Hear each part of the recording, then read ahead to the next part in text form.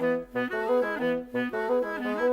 musical influences that I drew from are kind of varied and many, although I'd like to think the score has a real consistency to it. It has one foot in classic British music hall, which is something, strangely enough, for a Jewish kid on Long Island, I grew up with music hall.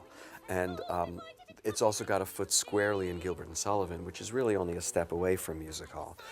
There's also a lot of Chopin there and a lot of Mozart. While I was writing this, I only listened to Mozart because knowing that the show was going to have duets and trios and quartets and quintets and ensemble numbers, who better than Mozart? Now, I don't mean to scare you off because it's all quite accessible and, as I say, very singable, but just in terms of structure.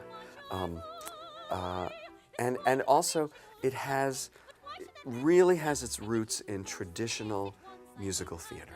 Having spent so many years at the piano, well, at the piano full stop, either working with actors, coaching them, helping them interpret material for auditions, and then all those years at the piano in front of an audience, I'm always careful that the musical phrase, that the melodic shape has to reflect what's going on dramatically for the actor.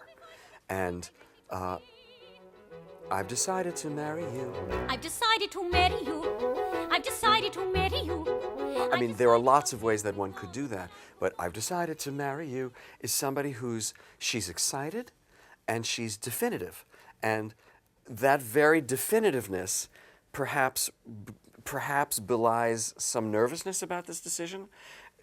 So much so that she has to repeat it. She's almost convincing herself. I've decided to marry you. And originally I wrote, I've decided to marry you. I've decided to marry you. And then I remember living with it for a while and realized, no, it has to be different, because otherwise why repeat it if there's not a change? So she says, I've decided to marry you.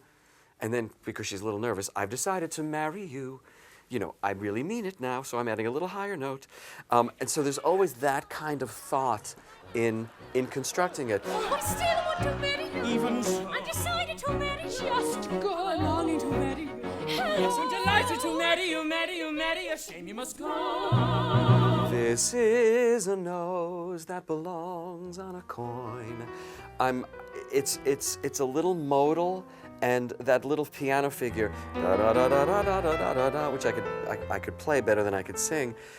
Sibella is always a little bit elusive to Monty, and so she's just out of his grasp.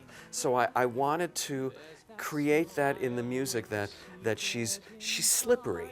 She's slippery. She's a little like Quicksilver. So I wanted a piano figure that didn't ever really land anywhere. And I think that the melody of that, the melody and the way that sort of spins out, reflects that. So I was always making decisions like that.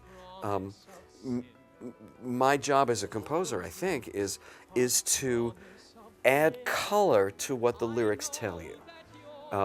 And, you know, following Oscar Hammerstein's old adage that when the emotion gets too great for plain speech, you break into song, my job then as a composer is to make sure that the music supports what's going on for you dramatically. And my job specifically is to give you, the actor, as much to play as possible. Shame you must go.